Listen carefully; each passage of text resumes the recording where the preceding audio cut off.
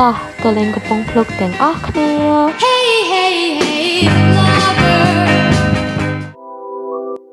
Hello អ្នកទាំងអស់គ្នាជួបជាមួយខ្ញុំរីរីអ្នកទាំងអស់គ្នាបានឃើញដល់វីដេអូខ្លះៗហើយមែនអត់នេះគឺជាពេលព្រឹកដែលខ្ញុំភ្ញាក់មកគឺខ្ញុំបានរៀបគ្រឿងផ្សំដើម្បីឆាបាយគឺឆាបាយគីមឈីក្រោយពីខ្ញុំឆាបាយរួចរាល់ខ្ញុំក៏បានងូតទឹករៀបចំស្លៀកពាក់អីអ្នកគ្នាឃើញភ្នាក់ខ្ញុំហៅកំថៃខ្ញុំដេកយូរអត់ទេក្រោយពីបានរៀបចំខ្លួនស្លៀកពាក់រួចហើយខ្ញុំក៏បានមកមើលថាខ្ញុំបានរៀបចំមកអត់នៅម្ហូបចានឆ្នាំងហើយម្ហូបខ្ញុំក៏មានជៀនមន់អីដែលអ្នកគ្នាមានធ្វើទឹកកាពិធ្វើអីដែលដោយសារតែញ៉ាំតែបាយឆាគឺអត់គ្រប់ទេអញ្ចឹងក៏បានធ្វើម្ហូបថែមមួយពីរទៀតទៅហើយក្រោយពីបានមើលថាមានផ្លេចអីហើយក៏បាននាំគ្នាចេញដំណើរមកអ្នកទាំងអស់គ្នាមានមនុស្សប្រហែលអ្នកហើយក៏មានឆាគឺសាច់នឹងឯងតែសាច់នេះគេខ្ជូតណាអ្នកគ្នាខ្ជូតតែកាច់ណាហើយក្រោយពីចេញដំណើរមកក៏បានថតអីច្រើនទៀតដែរអ្នកគ្នាអញ្ចឹងខ្ញុំក៏បានដាក់វីដេអូខ្លះៗឲ្យអ្នកគ្នាបានទស្សនាផងដែរ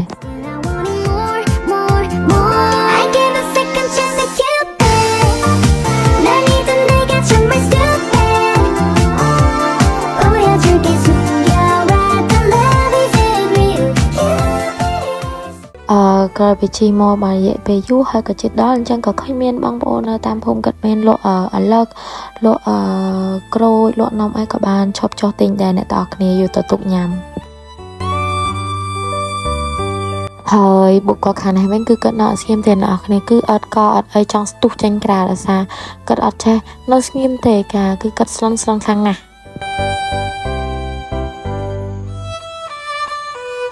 Khi phật phất sạch ta hay là khơi à nó mùi ôn nơi tí ní chăm mơ bóng miên cái đấy sông tung snai hai yung ban bánh chọc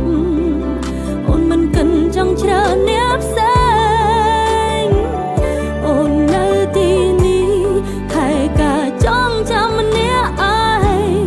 tung bè khăn krong kria trong bài tại bè đông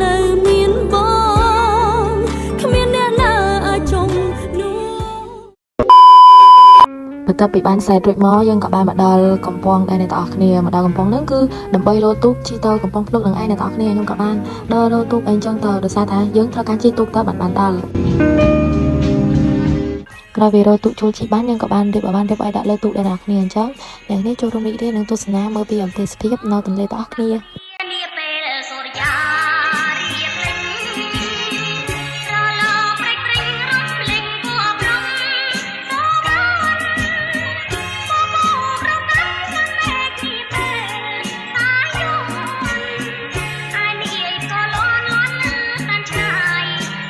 ហើយកំឡុងពេលដែលធ្វើដំណើរខ្ញុំក៏បានឃើញមានសាលារៀនអីនេះគឺវិទ្យាល័យកំពង់ភ្លុកហើយនៅមុខវិទ្យាល័យហ្នឹងគឺជាសាលាឃុំអ្នកទាំងគ្នាហើយនេះវិញគឺជាមន្ទីរពេទ្យអ្នកទាំងគ្នានិយាយទៅនៅនឹងក៏មានមន្ទីរពេទ្យដែរហើយសភាពផ្ទះឬក៏អគារឬក៏មន្ទីរពេទ្យសាលាឃុំអីហ្នឹងគេតែធ្វើខ្ពស់ណាស់ដើម្បីការអភិរក្សទឹកដោយសារនៅនឹងខែទឹកឡើងខែទឹកស្រកអីដែរ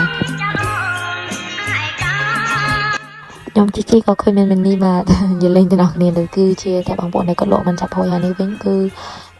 តកូនបងប្អូនដែលកដាក់នេះគឺធំអត់ណាស់ហើយក៏ឃើញមានបន្ទប់ទឹកមានអីឃើញភ្ញៀវទេសចរដែលគាត់ជិះកណូតលេងឬក៏ទូកនឹងហើយក៏ឃើញមានទាំងភ្ញៀវខ្មែរភ្ញៀវអន្តរជាតិដែរហើយនេះវិញគឺជាវត្តដែលនៅទន្លេអ្នកទាំងអស់គ្នាអ្នកខ្លះក៏គាត់ធ្លាប់បានទៅដែរតែខ្ញុំវិញខ្ញុំអត់ដែលបានចូលហើយខ្ញុំក៏ដឹងថាវត្តនឹងឈ្មោះអីដែរអ្នកគ្រូអីខ្ញុំបានត្រឹមតែជិះកាត់ទេហើយក៏មានឃើញភ្ញៀវទេសចរគាត់បានឈប់ចាប់ទូកហើយគាត់ក៏បានឡើងទៅនឹងដែរអ្នកទាំងអស់គ្នា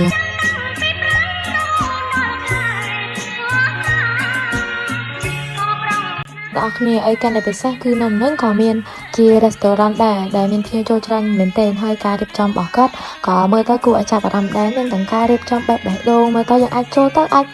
ញ៉ាំអាហារផងហើយក៏អាចថតរូបនៅនឹងបានដែរទៅគឺស្អាតមែនទែនអ្នកគ្នាខ្ញុំនៅសាខានទៅក៏បានទិញនំញ៉ាំដោយសារថាបានញ៉ាំបាយពីព្រឹកទេអ្នកគ្នា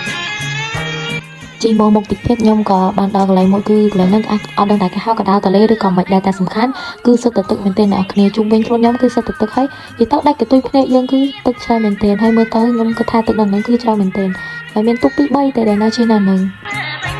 ទោះបីជានៅចំកណ្ដាលទឹកប៉ុណ្ណាក៏ដល់អ្នកគ្នាក៏នៅមានគេលក់នំលក់អីជាប្រភេទនំកញ្ចប់ដែរហើយគឺគាត់លក់ច្រើនអ្នកដែលគាត់តាមខ្ញុំឃើញទៅគឺមិនតាមមួយទូកគេគឺច្រើនទូកដែរហើយក៏បានទិញញ៉ាំទៅអ្នកគ្នាសាឃ្លានផង អ ពេលវេលាដែលខ្ញុំទន្ទឹងរង់ចាំក៏បានមកដល់អ្នកនរគ្នាឃើញបាយក្រហមបាទបាយក្រហមហ្នឹងគឺជាបាយគីមឈីដែលខ្ញុំបានបង្ហាញពីដើមវីដេអូឲ្យមើលគឺខ្ញុំឆាប់តែអ្នកនរគ្នានិយាយពីរសជាតិវិញគឺអស់លេខ1បណ្ដោយគឺឆ្ងាញ់ដល់អត់តែខ្ញុំធ្វើចាព្រោះមានណាសើខ្ញុំទេមិនសើខ្លួនឯងហើយដល់វគ្គញ៉ាំអលឹកញ៉ាំក្រូចអីដោយសារតែខ្ញុំបានទិញមកពីតាមភូមិដែរអ្នកនរគ្នាឃើញកាច់កកាច់អីហ្នឹងគឺចាដល់វគ្គថតរូបហើយបើសិនខ្ញុំថាបានរូបអត់គឺបានទេដោយសារតែខ្ញុំឡាយតែបកាច់ប្រកាន់ចឹងឯងសរុបរួមមកខ្ញុំទៅដល់នេះគឺអត់បានរូបអីទេចាសូមអរគុណបន្ទាប់ពីជិះទូកមកជាច្រើនមកដែរអញ្ចឹងខ្ញុំក៏បានត្រឡប់មកវិញហើយអ្នកនរគ្នានេះគឺជាវីដេអូដែលខ្ញុំបានធ្វើដំណើរមកវិញអញ្ចឹងវីដេអូរបស់ខ្ញុំក៏បានឈានដល់ទីបញ្ចប់ផងដែរអញ្ចឹងបើវីដេអូនេះមានកំហុសខុសឆ្គងត្រង់ណាសូមអ្នកទាំងអស់គ្នាអធិស្ឋាននិងលើកលែងឲ្យខ្ញុំផងហើយក៏សង្ឃឹមអ្នកទាំងអស់គ្នា enjoy this video ទាំងអស់គ្នា thank you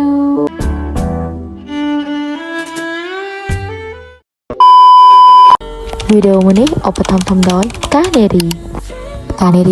គឺជាស័ព្ទអនឡាញមួយដែលមានលោកកានេរីជាចម្រុះមានទាំងបែប sexy, girly, cute ដែលជាចម្រើសឲ្យបងប្អូននារីយើងឬដើម្បីពាក់ផងដែរហើយអ្វីដែលពិសេសនោះគឺតម្លៃនៅស័ព្ទនារីគឺមានតម្លៃសមរម្យមែនទែនហើយតែសាច់កណាត់វិញទីនេះជូនឲ្យបងប្អូនថាមិនឲ្យខកចិត្តនោះទេបើអ្នកទាំងគ្នាជឿអ្នកអាចទស្សនាបាននេះគឺជា feedback fraមួយដែលខ្ញុំជិះរបស់យើងអ្នកគ្នាអាចឃើញថាសត្វណាកានេរីមានចំណុចច្រើនសម្រាប់អ្នកទាំងគ្នាជ្រើសរើសហើយបើចង់ពេញដូចជាផ្កាសុភាពដូចជានារីកុំភ្លេចណាកានេរី